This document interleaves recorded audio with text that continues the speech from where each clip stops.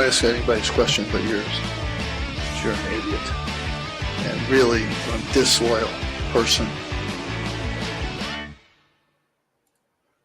I think really for the first time we can actually say that Syracuse fans are actually looking forward to football season instead of, it being the other way around for the other two sports. Yeah, we're a football school now. They always have been. Yeah.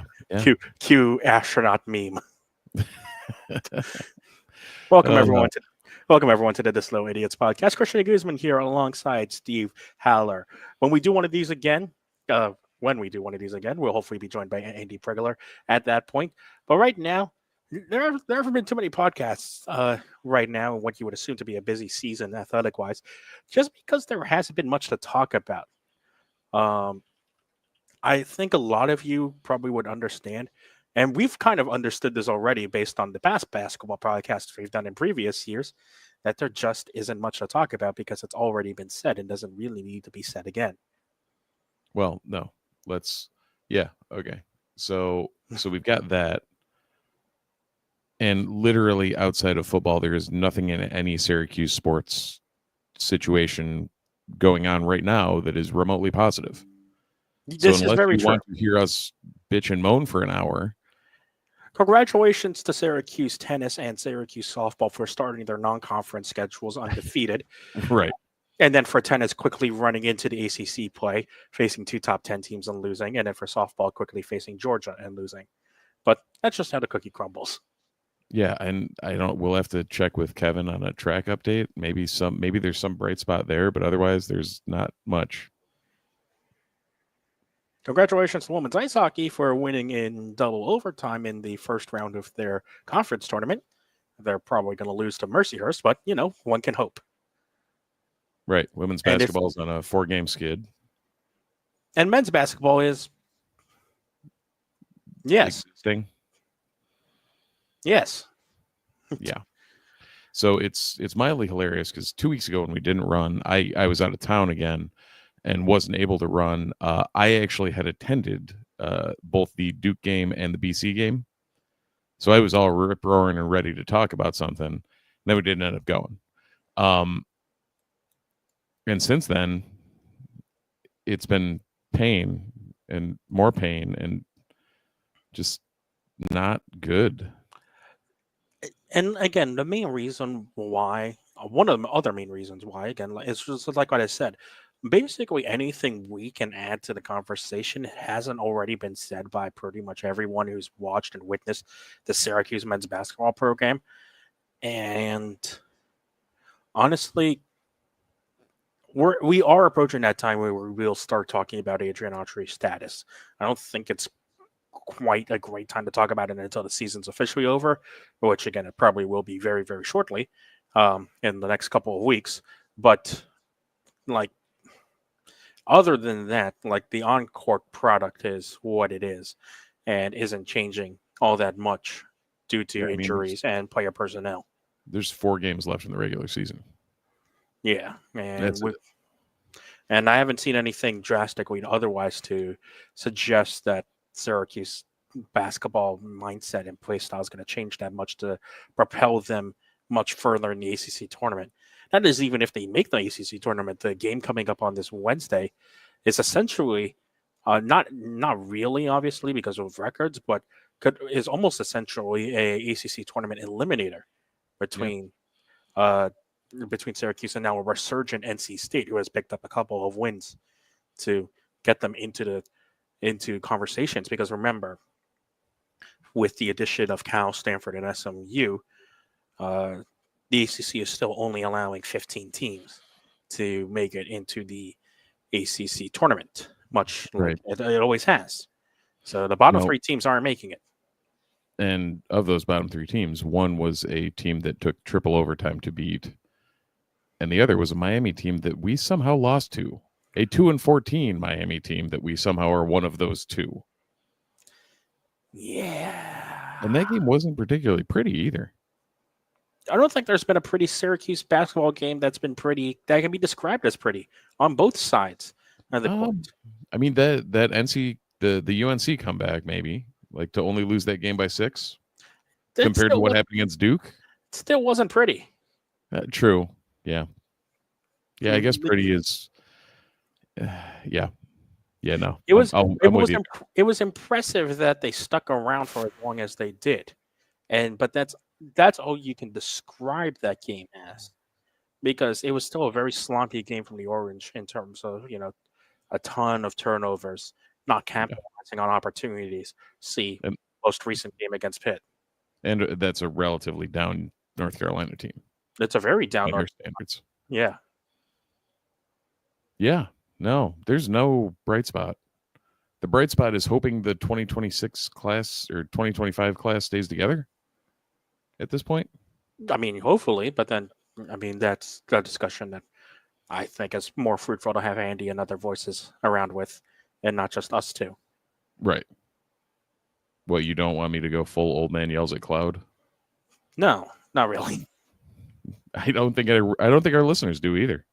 No, we can save that for when after this podcast, and if we talk about the downfall of our Premier League teams. Yeah. Yeah, that's its own animal this year. Ain't that the truth? So let's talk about the things we're good about talking about, which is football. Again, we'll save lacrosse for later because, let's just say, which is also a saying that has been nice to not say for quite a couple of years, but now it's like, and we'll get to that in a bit. And the main football news is obviously pro talk and then personnel changes for football. And we might as well start with the pro talk because a lot of people love talking about, what has come from the Syracuse team this year. 5 players into the NFL Combine that is coming up. I believe it's this week, the NFL Combine, or if not, in the very next coming days. And so you have 5 players: Kyle McCord, Fadil Diggs, Rondé Gadsden, Elijah Clark, and LaQuint Allen, who will be making their way to Indianapolis to participate in the NFL Combine. And I don't remember the last time Syracuse had more than 2, maybe, even if players invited to the NFL's Combine. No, off the top of my head, I can't think of any year in remotely recent history that's been close to that. So it's impressive in itself to show that Syracuse had 5 this year, and you get the 4 from the Shrine Bowl. A little disappointing that Jackson Meeks didn't get an invite as well after reportedly having a good Shrine Bowl, during the practice sessions of the Shrine Bowl, and also LaQuint Allen after his Senior Bowl. No extra invite, unfortunately, for Justin Barron either after participating in the Reese's Senior Bowl as well. But it's great to see those 5 guys go into the NFL Pro Combine draft, and now we start getting to see where we're starting now, since football season is now completely over, Super Bowl is all done, the Chiefs have been upended, yay.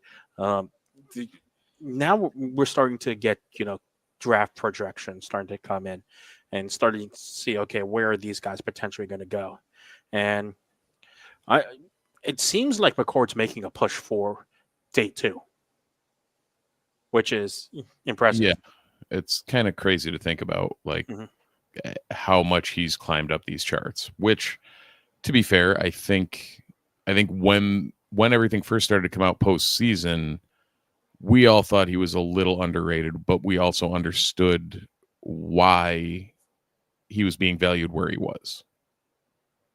And I think as he's worked out, I think some of the things that we saw between the entire over the course of the entire season of him literally leading the country in passing yards and leading the what were we officially the number 1 offense in the country? Yes. Yeah. And we'll get to why that's important in a bit. So, yeah. We will definitely get to why that's very, very important in a bit. But now you've got, it felt like, and I felt like, and with our internal conversations while alongside Andy, while we all thought McCord, obviously had a great season for Syracuse, it felt like he was very much starting from undrafted status when he went into like starting the pro conversation. And now, based on the good workouts he's had, and things like that, An excellent Shrine Bowl week where a lot of people, were popping up reports on how he was the best performing quarterback at the Shrine Bowl. Um, it's he's continuing to push himself up, and I think it'll offer him a good opportunity because especially when you think about most things at the scouting combine in Indy, the most recent trend is for the top quarterbacks to not participate in that scouting combine. And so Right. this still will give McCord another opportunity to, have himself stand out. And what you would assume, guys like Cam Ward and Shadur Sanders um, will probably show up for interviews, but won't actually do do any combine activities, since the trend is to hold those said combine activities at school pro days in a Yeah, more there's already controlled reports environment. out that Sanders won't throw at least. I don't know if Exactly. Yep. I'd assume the same for Ward. hmm So that will give you the opportunity for McCord, and that Clark and Diggs and Allen, it feels like, are also like still on the significantly on the day 3 side for in their respective positions. It does feel like Allen is moving up the boards a bit in the running back rankings, mainly because of his receiving ability, which was on display during the Senior Bowl. So that's an opportunity for him to even show out in that crowd as well, since more and more people are starting to realize, hey, this running back position that we forgot about is actually probably a bit more valuable than we all thought it was. Yeah, well, I guess, do we want to stay here or do we want to pivot that to the upcoming spring? One more thing, quickly on OG, and then let's pivot to the upcoming spring. Oh yeah, Um, as dumb as it sounds, I keep forgetting Gadsden. yeah, and I don't know it's how. it's interesting as well because it feels like most people are forgetting about Gadsden, since he is he is that guy people think of as a wide receiver instead of a tight end, especially since he is the converted wide receiver. But he is significantly in the tight end room and is working up his way against the tight end chart. Now there are a lot of talented tight ends in this draft, and Gadsden doesn't necessarily have the size that some of them have, but he, I think he'll. I think there is a possibility that he can start pushing potentially for a day 2 spot. Yeah, he may not have the size, but he fits that tweener mold a lot more than Yeah. some of the guys. Like, he can get out and run with folks that he needs to get out and run with compared to some of the larger prospects. So Exactly, and so it'll be interesting to see how this all starts. And yes, and again, if just to confirm, absolutely confirm, yeah, the first couple of days are starting on February 27th. We're recording this on the 23rd, so only a couple of days away from the combine officially kicking off in Indianapolis. As draft season's always really, really fun. yeah. Let's kick it over to what's next for Syracuse. And in the upcoming, obviously upcoming spring practice. Spring practice hasn't officially been announced yet. We can even get, if we want to talk about the do's or do nots of a spring football game, especially with that recent trend in the college landscape. One of the big news that dropped when we were in our in between podcast sessions is a re-signing, and it's a re-signing of Jeff Nixon to a new multi-year deal. Pete Thamel reporting that it puts him among the highest paid coordinators in the ACC. As we all know, Nixon was initially started rumored to be a candidate for the Temple head coaching job. Another numerous amount of head coaching jobs around the country, and most recently, the biggest one was reportedly a finalist and interviewed for the Houston Texans offensive coordinator job that was recently opened as well. That went to the Rams tight end coach.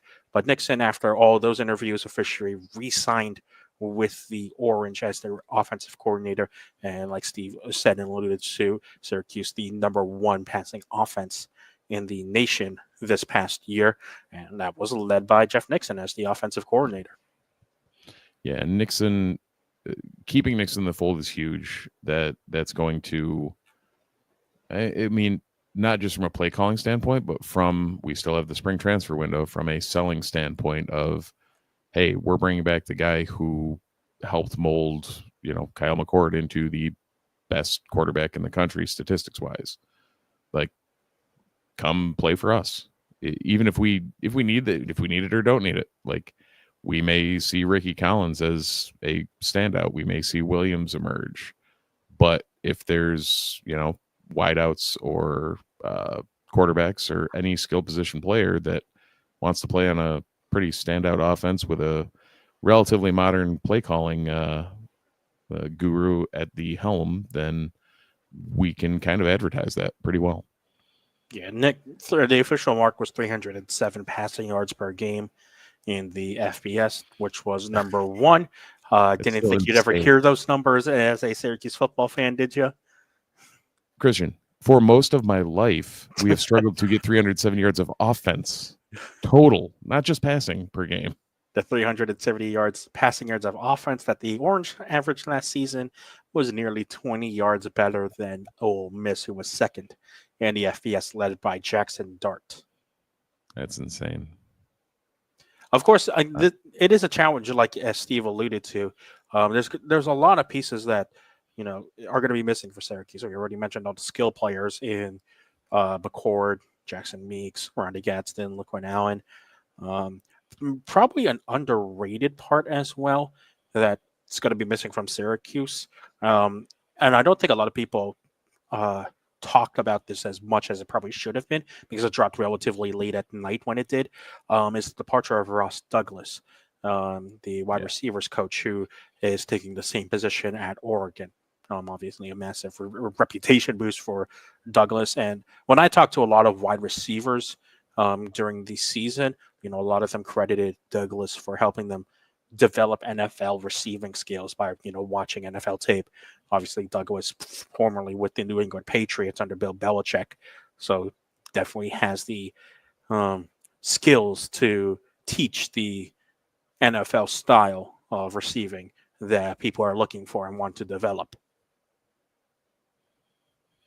Yeah, the other thing that I guess is going to be a to be determined loss will be that the general manager of Syracuse, Nate McNeil, is heading back to Illinois from whence he came. So I'd assume they dropped a bag, which we'll find out whenever they disclose their annual financials. Yeah. But McNeil came to us from the Illini and is leaving us for the Illini. So usually that means, hi, we want you back. We're going to give you a boatload of money. So, hey, good on him. Like more power to him. At the same time, I'll be curious who we bring back in to kind of fill that general manager role. Yeah, there was an early report from Mike McAllister of 24/7 Sports that Tommy Caparoli, who has been working inside the Syracuse scouting department, will be promoted to that general manager position. For those who don't know his name, Caparoli has been really focused in the Florida region. And based on some of the recruits that Syracuse has gotten in the Florida region under Fran Brown, it feels like a pretty good decision. Yeah, no, it's going to sound very dumb. If they're good with promoting from within with this, then okay. Yeah. And for people who haven't seen it's a huge scouting staff, something that just hasn't been either known or just advertised in general under previous head regimes. Obviously, with Brown being the recruiter that he is, and being as transparent as he is with the program, we've gotten a chance to, as the media, to talk with pretty much almost every single member of the scouting staff multiple times. And Brown, so weird. Yeah, Brown out when he on National Signing Day, Brown was out recruiting. So we talked with McNeil when he was the GM, obviously, and then the entire scouting staff that was there to help build the recruiting class that was coming in. Right. And like I said, with if you catched our trivia episode to kick off the new year, you'll know that yes, Syracuse put in a lot of emphasis in New York, with New York having 9 recruits, the most in the state, but than most in the class. But the second most from a state was Florida with 6. Yeah, which I think surprised both Andy and I during that indeed. episode. And I know it definitely surprised you greatly. You both got that question wrong. Yeah. Well, we both got most questions wrong, Christian. I feel like Andy and I did well at being around the right answer, but Yes. we rarely got a right answer. Mhm. Well, as we've learned this year, being around the right answer isn't necessarily what you want to have happen to you. Fair enough. I'm excited to do that again next year. And that was a lot of fun. Well, maybe if at the end of this athletic year, we might even do a 24-5-25 trivia recap as well, because as you all know, there's a lot that's happened in this athletics season so far. Absolutely. I feel like my next point will take up the majority of the rest of our conversation. So let's hit lacrosse before our halftime break. It looked good to start for both teams, the men's and the ladies, and it certainly quickly has not. Mm-hmm. It's been a turn for the worse quite rapidly.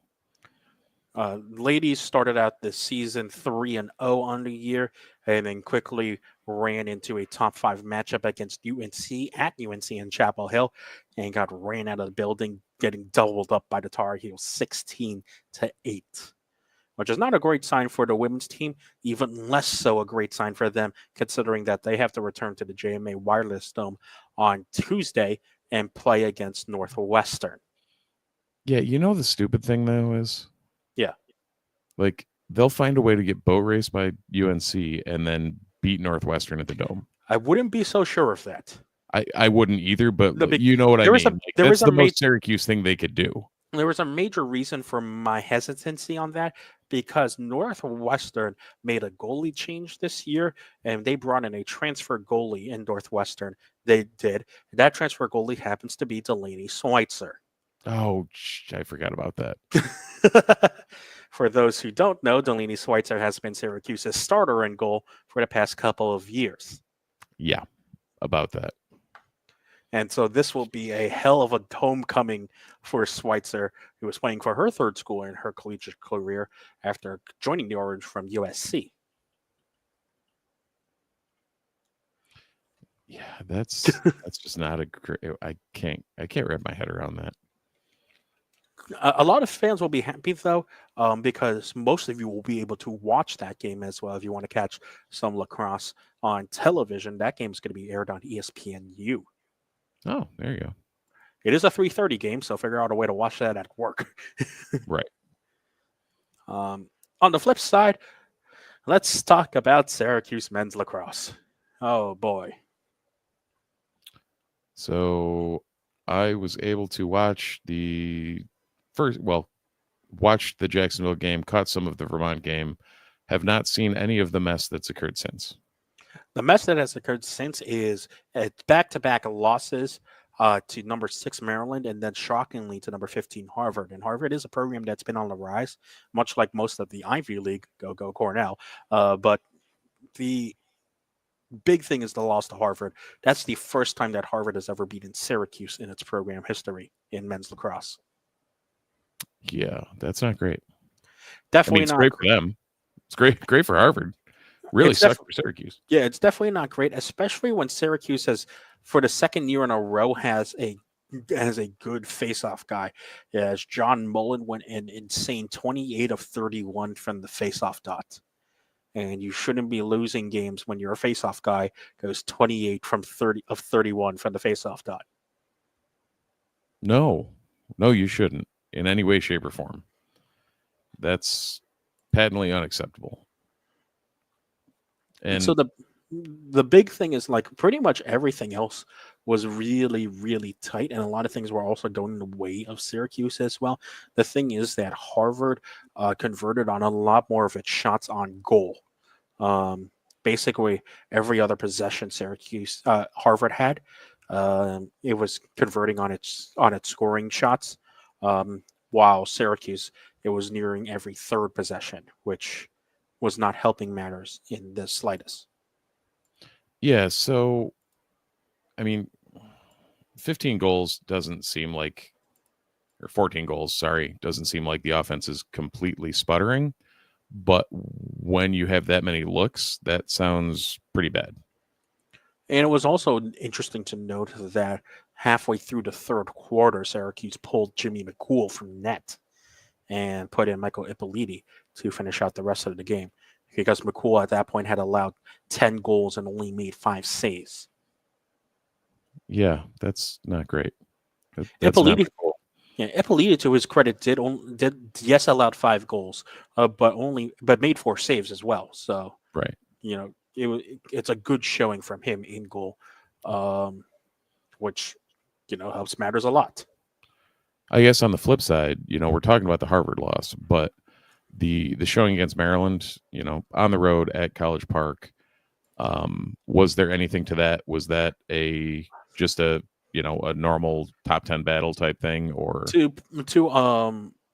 to make a reference for you, Steve, that you hopefully will enjoy / not enjoy? I believe Syracuse will bring it into 1999 Dominic Hasek. that'll do it? Logan McEnany is a really good goalkeeper. And for those who don't know, Maryland gives the number 1 jersey to their best player, kind of akin to Syracuse's 22. And you wouldn't think that a goalkeeper would get, like a jersey like that. But Logan McEnany is wearing the number 1 jersey for Maryland. And I really like his game a lot. He made 12 saves, only allowed 7 goals to really help shut down that Syracuse team. Yeah, I don't know. It's gonna be interesting to see where either of those squads kind of move from here. Yeah, for men's lacrosse especially, because a lot of teams are going to now start pushing the narrative that a lot of people have been pushing for men's lacrosse for quite some time, is that Syracuse can easily destroy the lesser competition, but once it runs up against the cream of the crop in the NCAA, it seems like this team sputters, and it's going to take a lot right now for Syracuse to buck that. Now, did we see like Spolina do things? Because I know last year he had some trouble getting marked out of games in some of the bigger contests. He had 4 points against Harvard, only a goal. Did have 3 assists. I don't remember his stat line against Maryland. I'm looking it up right now. Led all scorers with Maryland on the Syracuse side with 2 goals and 2 assists, but no one really did anything else. Right. And I personally didn't watch those games either because I've been busy preparing for other stuff. Go Big Red. Because they pay you. That's not a secret, but off stream I can talk about with Steve how excited I am for that team. It feels like Syracuse is getting shut down on a lot of chances offensively and getting stuck in some offensive stats.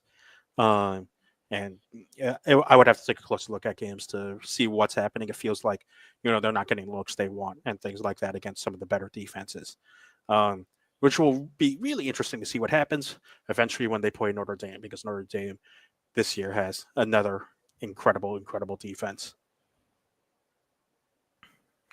Yeah. And they'll need to get that right before they play Hopkins in 2 weeks' time. Right. Yeah, that's going to be. Are they? Yeah, they're traveling to Utah. Yes, which is a beast in itself. Right.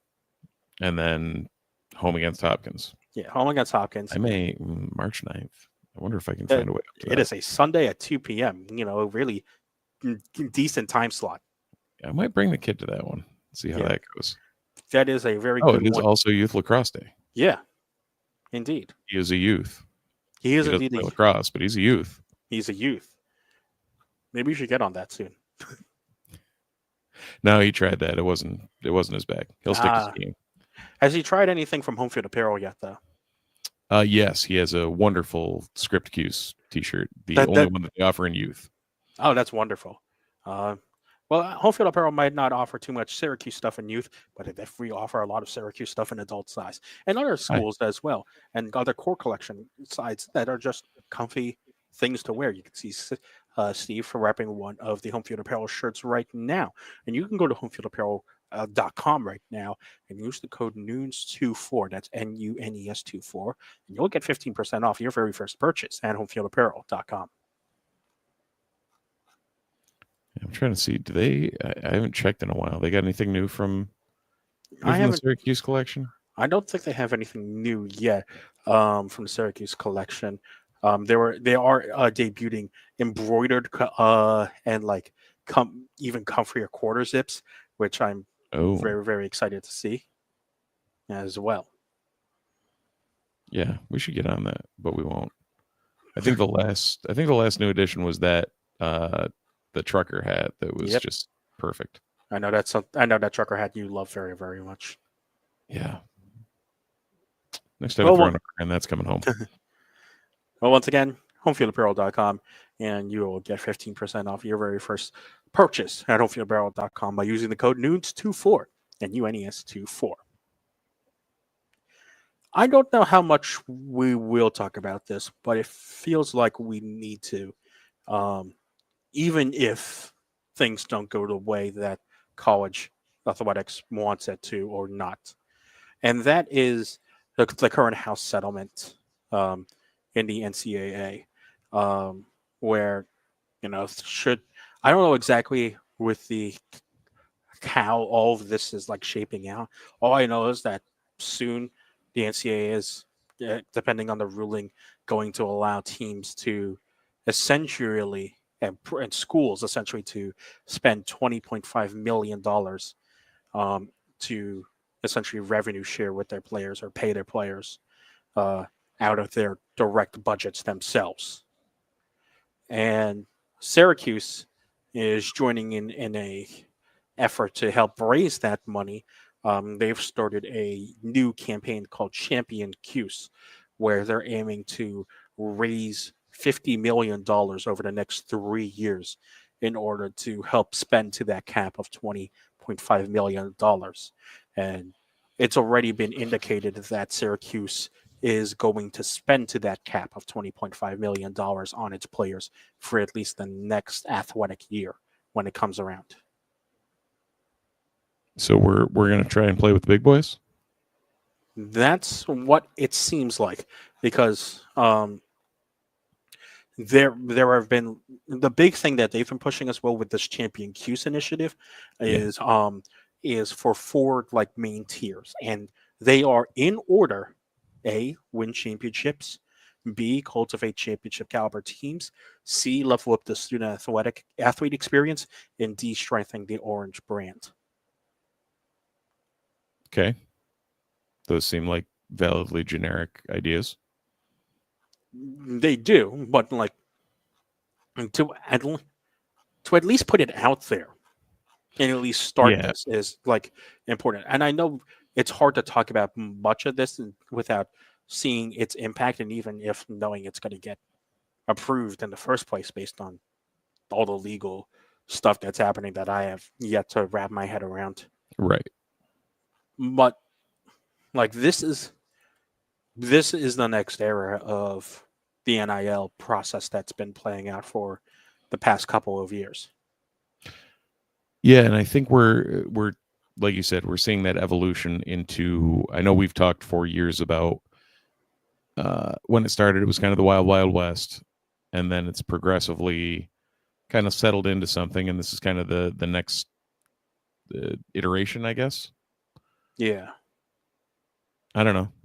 Do you think it's going to move things in a positive direction, or like where do you think this is going?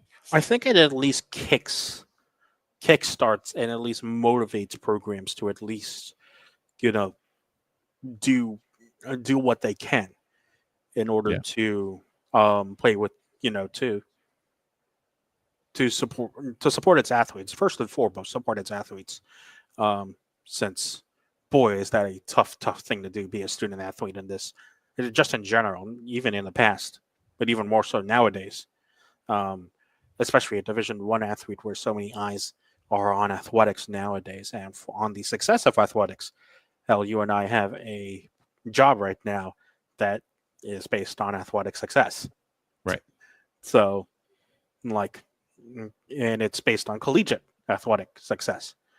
So, mm, in order, now that you're allowed to spend the money in order to help cultivate a championship and build a championship, and build success, which is ultimately what you should look out for. Like, why wouldn't you do that? And now that it's allowed, I hate to use this as an example again, but you're Buffalo Sabres, Steve. There's a NHL salary cap for a reason, and there's an NHL salary floor for a reason as well. We like to hang out near the floor. Exactly. And what reason do you have to not spend to the cap? And if it's money related, well, you would assume that most of these teams have a lot of money. And if you don't have the money, then why are you in this business in the first place? Yeah. So, especially for the Division I programs, which of course this is what this is mainly focused towards. For the Division I programs and for the teams in the Power 4 conferences, because you're allowed to spend this money, why wouldn't you? And so you need to actually come up with a plan in order to do that. Now, of course, this is essentially like their salary floor as well, because there will be like teams because you can still have third-party people and donors to help boost the NIL funds that you have. And you would assume that the big guns who have the big donors in the big state schools will have those funds from their donors in order to even further boost the quality of players they can bring in based on the financial incentives they can offer. But the fact that it feels like kind of the spot that baseball was in, which is something I thought I'd never say in my life, where there isn't a clear directive on how much you can spend and what is quote unquote legal to spend. Right. Which is why when you see people like the Dodgers sign a ton of contracts and the Mets sign big contracts, and you look at your team and you're like, well, why can't we offer that as well? Because the money is certainly there, and you would assume that the owners who own those teams have that money. Why wouldn't you have it? Why wouldn't you spend that and offer that? And I think you can at least say, like, for teams like, let's use our team, for example, the Yankees. Yeah. Yes, the Yankees didn't get Juan Soto, but you can't say they didn't offer a competitive deal than what the Mets offered. Now, if they'd have removed the facial hair restriction before, maybe there was a chance. I cannot. Okay, let's. I have so many opinions, but not the time and place for this podcast. But when you look at it in a college athletics stance, I know how much I paid to go to this school, and like I know that doesn't all mean that it's going towards the athletic funds. But it's a lot of money still, and there's a lot of people that go to Syracuse, and there's a lot of people who are interested in seeing Syracuse athletics thrive and succeed. Yeah. So you would assume that there is at least some money floating around for Syracuse. And now that there's a clear directive on how much you can spend, why not go out and spend that money? Yeah. No, I mean, if you've got the money and you've got the go ahead to do it, you should probably do it. Exactly. In all honesty, with a staff as competent as Brown's staff seems to be, go out and let them play. Well, what interesting to see as well is that you got to remember that this is not a specific football cap. This is an overall athletics cap as well. Now, you and I know that if you want to be a successful athletic program in general, the majority of that cap is going to be funneled to your football program. And as much as we would love to see Syracuse basketball get back into the competitive NIL range, as a lot of people have been saying on Twitter, NIL is not necessarily the reason that Syracuse is losing these games. Right. So that's a conversation we talked about for a different day. Yeah. On maybe in a couple of weeks as to the current state of where we are and why we are. But yeah, it's a holistic package. Yeah. NIL is now a piece of the puzzle as opposed to, I feel like when it first launched, NIL was kind of the puzzle. Yeah. And it's now, like we thought, settling down into a piece of the puzzle. And again, as we've talked about a lot, it's just we've talked about it a lot as well as Andy. It just feels like the NCAA has been woefully unprepared for this shift to come when it did, and now is scrambling to pick up the pieces before Totally being the shocked. the inevitable Super League is formed. NCAA behind the eight ball, that's never happened. Exactly. Which reminds me about one more topic that I'll bring up in a couple of minutes as soon as we wrap up on this NIL thing. Um, you brought up the issue, the question to me. I think I'll throw this back to you. Like, how does this help Syracuse? Does this mean that Syracuse can now also like play with the contenders that it wants to play with and achieve that first goal of win championships? I think if this didn't happen, there was no chance of that happening. This at least keeps a hope alive that it could happen, if that makes sense. No, Like, this is the bare minimum. Star Wars Episode 44 and Orange Hope. Exactly. That should have been the title for this podcast. But yeah, it's the bare minimum they needed to do to stay competitive.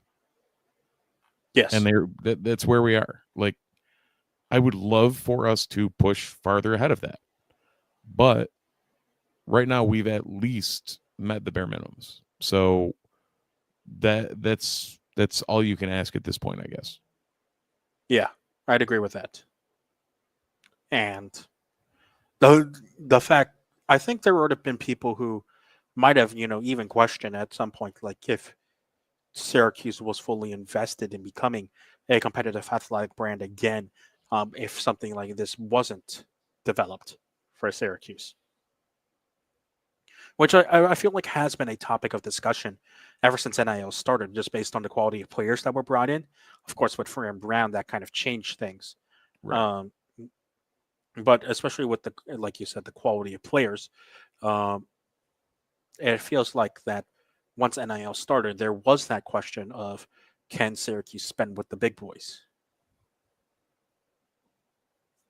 This at least answers some of that question. So Dom Brody, they may not go dollar for dollar with Bama, but yeah. So Dom wrote a pretty good article about this on our sister website, newsmagician.com. I suggest everyone go find and check that out, and really digest what this might mean for Syracuse. The key date is April 7th to look out for, so not for at least a month more before we'll figure out what the schools can and cannot do in terms of their rulings.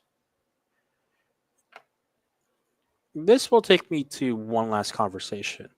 And this is something I wish we had Andy for. Because I feel like he would enjoy this conversation a lot more than probably the other conversations we've been having. And that is the state of soccer in the United States. Okay. I don't feel like we've had a big discussion about this yet on this podcast. And it is worth mentioning because there are some monumental shifts coming into soccer in the United States. And this will also play into what happens with Syracuse and maybe even what it does with the NIL budget that it's given, should those NIL rules pass. Steve and I love the game of soccer. We've talked about our Premier League team, same with Andy as well. But college soccer has always been incredibly in a weird space for just the brand of pro soccer as well. And now we're getting into a spot where soccer, in a very rare instance in college athletics, might become a year-round sport. And by year-round sport, I'm not talking about like basketball where it starts in November and ends in March. This could be a monumental shift for something like we've never seen in college athletics, where you can get focused competitive games throughout the entire season from August to May. Yeah. And I know, you have some other programs like tennis plays in the fall and spring. Just things like that, but like tennis, it's much more focused on the individual games in the fall, and then the team games come in the spring, things like that. Uh, we haven't seen this type of competitive team game year round in just college athletics in general, and these proposals are being discussed so much so that the top teams in the college landscape, which would include Syracuse, are thinking about breaking away from the NCAA and making a system like this to Right. facilitate even a more pro style where teams can maybe even participate in a promotion relegation system with professional clubs. That's being discussed in, I believe, the USL. Yeah, it's currently the USL's got the pyramid set up for that at this point. And the USL is applying with the U.S. Soccer Federation to become a Division One program amongst their ranks, which would be the essentially allow them to see the U.S. Soccer Federation to see the USL on the same level as the MLS. Yeah, and this does also coincide with a lot of rumors that MLS is looking to align itself with an international calendar as well, with the fall to spring type schedule as opposed to playing spring to fall like they currently do. One thing primarily being driving that, the hosting of the 2026 World Cup. Yes, which in would the middle of their season. And I know for a lot of people, they wouldn't have noticed this, but the MLS didn't pause when the 2022 World Cup came around. Right. Even like the 2024 Olympics, the MLS didn't pause when that came around. And I mean, Olympics is a U23 tournament, so Yes. I get it. They did release players, but the team they don't for Copa America. They don't for any of the international tournaments. Exactly. And they all run directly in the middle of their season. So all these teams are without their, top tier players for that duration of however long they're playing. And again, from pretty much every major European league runs an August to May schedule. Right. And for those who don't know, the MLS opening weekend was this past weekend at the end of February, and the playoffs start in November. Yeah. And don't ask what my Sounders did this weekend. To bring it back to college, I believe the proposal included in the quote unquote breaking away would be similar to a Germany or Mexico with like the Apertura Clausura kind of fall and spring schedule. Is that accurate? I think so. I could be wrong, but with a couple week to a month break in the middle of it. Take January off and call me in the morning. Yeah, let the SU Soccer Stadium find some undersoil heating or something. Yeah. So the grounds crew will not be happy with that, but I don't know. I like the idea from the player standpoint. Yeah. I think players would benefit drastically from that move. I feel like there's become enough of a draw for it, and if the rest of soccer in the country is aligning in that way, then it totally makes sense. I mean, these kids play during the summer. They're playing for NPSL teams that are part of the professional pyramid. So what's the difference between treating a Syracuse team as if it was an academy team somewhere? Barcelona B plays in the third division of Spain. What's to say Syracuse, which is would be in a similar situation, assuming it would be academy, qualified as an academy or whatever, would be playing in a similar level. And it would be interesting to see how this all works out because of the implications it could have for the rest of college athletics as well. Because, if soccer decides to do this and split off essentially from the NCAA, how does that affect the other major sports? I mean, we're talking specifically football, as I don't think ever since NIL started and college realignment started Right. that you know talks of splitting off from the NCAA in those sports have gotten loud as well, to the point Right. where if a proposal like this passes for soccer, I think you could start seeing a lot of people start getting some ideas, which could change college athletics rapidly in a way that I don't think a lot of people would have expected. Yeah. Yeah. I don't think anyone expected soccer to be the one dropping the ball on this one, Yeah. or dropping the, yeah. Yeah, well, I know You what know, you mean, but yeah. like it's there.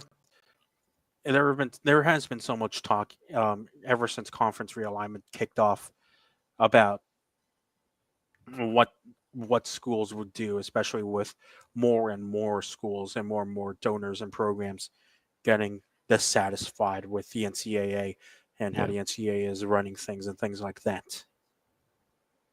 And now you have soccer programs who are looking to split away to better their sport. What's to say that some schools won't look at that and say, hey, why can't we do that for our money making sports so that we can make even more money without the oversight of a organization that we don't necessarily agree with? Right. Yeah. If they're the first shoe to drop, then we're headed for a new Wild West. It's not Yeah. just NIL. I don't think I'm ready for a new Wild West. I'm my head hurts already thinking about everything that's been going around with Right. just collegiate athletics and the fact that so many more of these things are like this are happening. It's nauseating at sometimes. Yeah. 100%. Well, and like I said, there hasn't been much to talk about Syracuse athletics wise. So I think, unless Steve, you've got anything else you want to touch on, that's going to do it for this week's edition of the Disloyal Idiots podcast. No, I think that's what we got. That is indeed what we got. It's sad that we can't go to the full hour at this time of year. But like I said, like any of the points we would have talked about for most of basketball and lacrosse at this point have kind of been beaten into the dirt. And it's kind of not things you want to talk about. No. Not at all. Well, that will do it for this week's edition of the Disloyal Idiots podcast. If you enjoyed and are watching the stream live right now, be sure to leave a like and a subscription or a follow on the streaming platform of your choice. We're on Twitch, Twitter, and on YouTube as well. Join in our chats as well and leave a comment. If you decide to catch our streams, which will happen on Sundays at 8 p.m., honestly, when there's news to talk about for Syracuse athletics and in this kind of slow news cycle for Syracuse athletics. If you are listening on your podcast platform of choice, thank you as always for listening. Leave a like, rating, review, and a subscription, and leave a comment so that we can trick an algorithm into expanding the Ottoman Empire. Hopefully, better times ahead for Syracuse athletics and an interesting time for college athletics in general. But all we can say to that is go Orange. Go Orange.